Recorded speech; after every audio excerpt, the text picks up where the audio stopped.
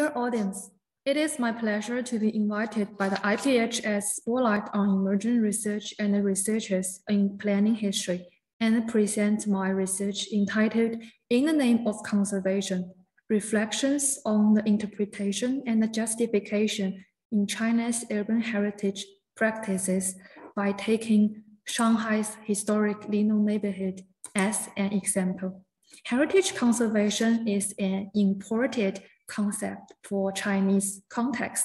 In this respect, although this concept has been largely embedded in China's social evolution, there is always a gap of implementation between heritage practices and conservation principles or regulations formulated by authorities and experts. Today, we see numerous historic buildings and sites being handed over to commercial developers. This phenomenon is particularly prominent in Chinese big cities. In the rapid and radical urbanization, stakeholders have get used to the verbal trick for dissimulation, facilitating their real but various purposes and interests. Here, we see three transformed historic Linong buildings and neighborhoods. They are respectively listed for protection under different names, but have all encountered intervention in the name of conservation. Although obviously the results are different. Therefore, for its colonial identity and significance in promoting Shanghai's urban development, historic Linong presents as the most representative case to investigate localization of the imported concept in mainland of China. The diverse urban scenario caused in the name of conservation thus triggers the question in this research: why and how have involving actors interpreted, adapted, implemented, appropriate, and justified the concept of heritage conservation in the movement of urban transformation of historic neighborhoods? It concerns issues around heritage conservation from four perspectives. First, through transnational exchange. After Qing-China opening its treaty ports, how did Chinese pioneers come across the concept of heritage conservation and introduce it to China? In addition, how did the concept achieve localization in the entanglement of international manifestos, discourse, and movement of heritage? Second, in the process of concept localization, what content and meaning have been embedded in the consideration of Chinese heritage protection under the dimensions of cultural relics and historic cities? Of course, by taking Shanghai's urban lexis as the research object, investigation of Chinese legislative framework for heritage conservation is limited in the range of legislation for regulating the conservation of urban lexis only in this research, including historic buildings, sites, and landscapes, as well as activities in urban space. From the perspective of history, the first two parts aims to establish an understanding basis for my analysis of practical heritage approaches that take place in the present and in the future. Following this kind of basis, third, by taking the three most representative cases, Qingtiandi, Tianzifang, and Bugaoli, that I present in the previous slide as examples, it reveals an increase in the number of stakeholders caused by the nature of this kind of heritage for living purposes and with various forms of ownership. Throughout history, main stakeholders have shifted from the single central government to many. This trend has become extremely evident since the Chinese central government abolished welfare housing system in 1998. Fourth, it analyzes the discourse of participators who affect or have the right to affect the conservation conditions of historically known neighborhoods, investigating stakeholders' diverse goals through their expression and heritage conservation interpretations. To analyze transnational exchanges of this fresh concept, this research investigates history from aspects including individuals' contribution at an early stage in the middle 19th century through their traveling insights, and information spread from the contribution of individual to mass media.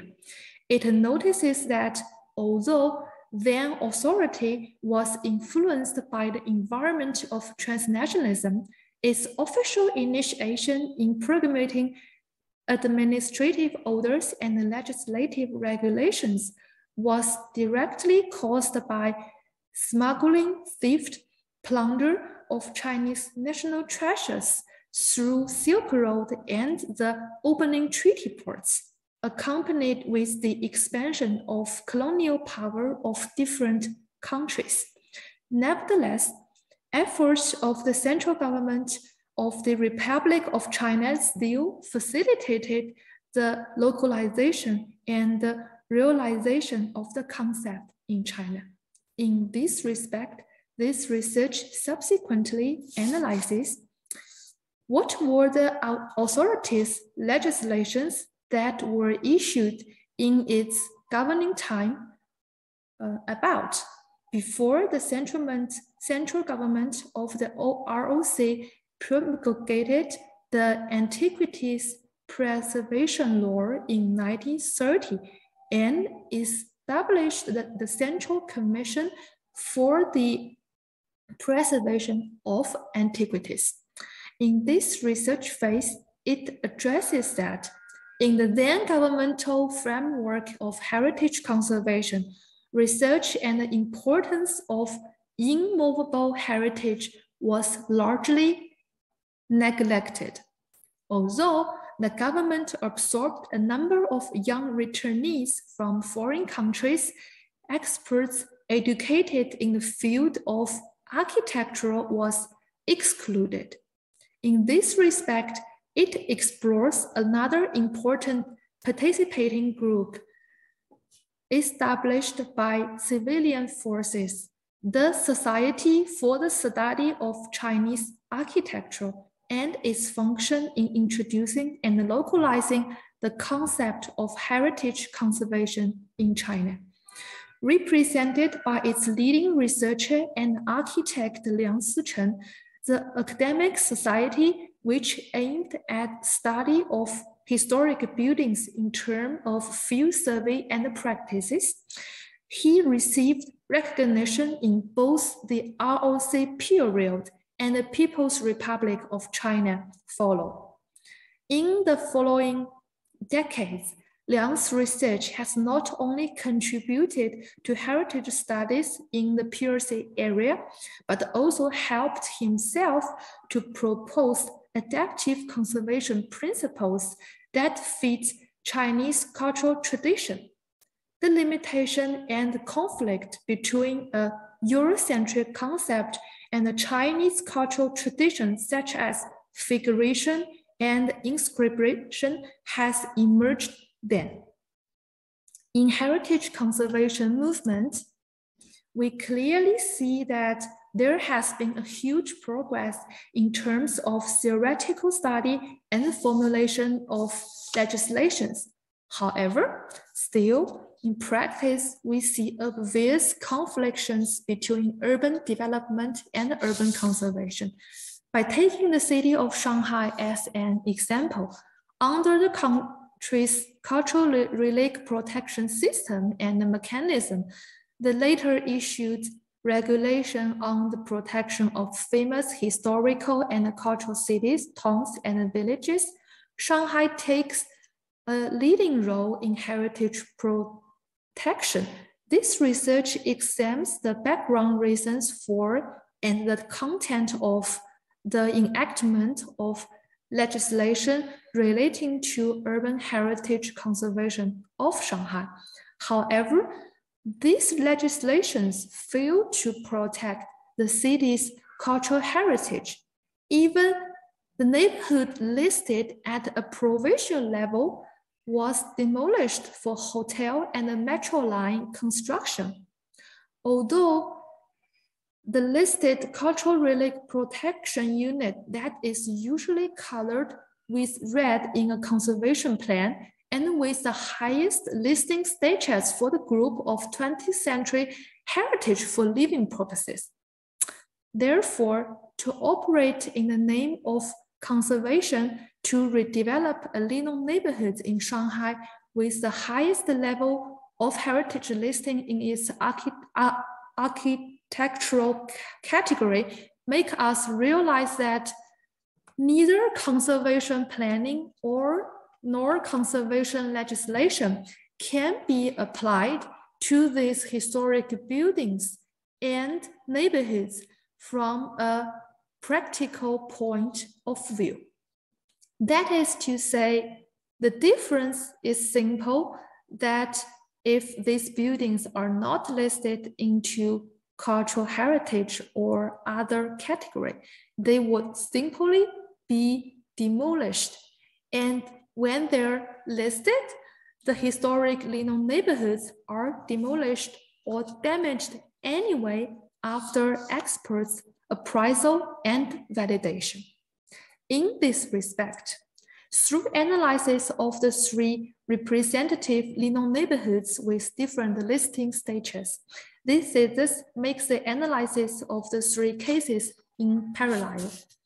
For their comparison, the three chosen cases are all located in Huangpu district and the previous French settlement, where they almost share the same basic condition during conservation.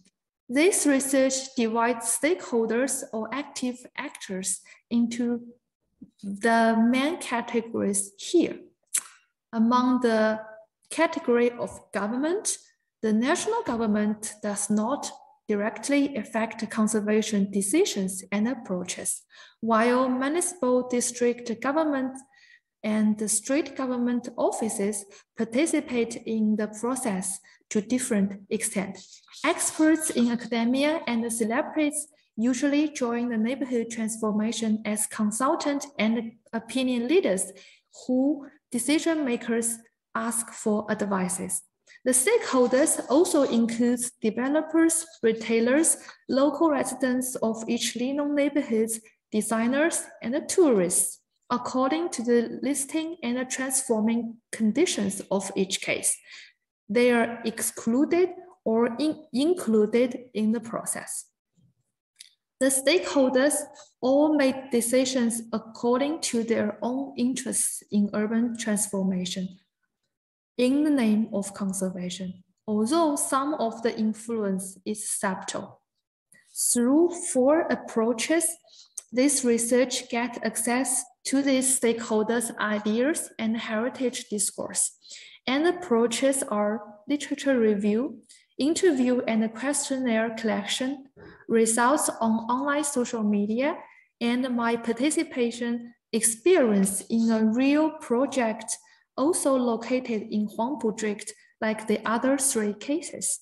Through literature review, I'm able to identify what is known about conservation in Chinese and English-speaking scholarship and how scholars see the term in relation to each of the three cases. Through interview and the questionnaire, it accesses most actors, such as the influential celebrities and experts, local residents, tourists, and retailers. The online social media helps for the more broad opinions collection. The true opinion of government officials is rare to be learned. But luckily, through my real participation, their comments, requirements, as well as tricks were exposed through communication as the first-hand material. the four approaches interact and complements each other to safeguard the completeness of my research. Since the massive urban transformation of China's major cities in the late 1990s, many scholars have analyzed phenomenon and the problems of transformation of urban cultural heritage in the name of conservation. However, scholars always link the problem of interpretation and implementation to commercialization of housing and intervention of capital. Through the four steps, this research aims to unfold these aspects and contribute to academic and practical understanding of the natural constraints of the implementation of the imported idea in China, and the relationship between stakeholders' diverse dedicating heritage approach and a Chinese literatists' habit to make additional inscription on their collected objects. Through analysis of history, this research makes connections and associations with different approaches from the treatment of historic art pieces to conservation measures of built heritage today. In addition, taking historic factors during concept localization into consideration, resulting from analysis of stakeholders' practical work and discourse. It aims to point out also the limitation of the executive heritage related regulations and the conservation plan, and last, stakeholders' various interpretations of heritage conservation from their own perspective and interests. Regarding the above-mentioned aspects, this research has gained several tentative conclusions for future discussion and debates. First, about the constraints brought by a Chinese context, it argues that until today, heritage conservation is a tool rather than an idea in China, promoting patriotic education and the reveal of nationalism. And then the construction tradition for figuration has a far-reaching influence in today's practice for creating grandiose, gorgeous, or glorious architectural appearance. Second, about Chinese cultural tradition and the literatists' habit related to inscription, it argues that stakeholders today have not avoided the idea to make their inscription on the built heritage. Differently, the method to make inscription becomes distinct design languages of the built heritage or achievement in one's official career. And third, about the limitation of Chinese heritage-related legislation, it argues that non-transparent criteria and assessment results of listing historic buildings, sites, and areas leave no references for heritage conservation work to be carried out. And then local governments in charge of conservation planning are given excess flexibility in the process of both making heritage and transforming them in the name of conservation. Fourth, about diverse and ever-changing interpretations in the name of conservation, participants always concern benefits that conservation can bring about rather than the methodology itself.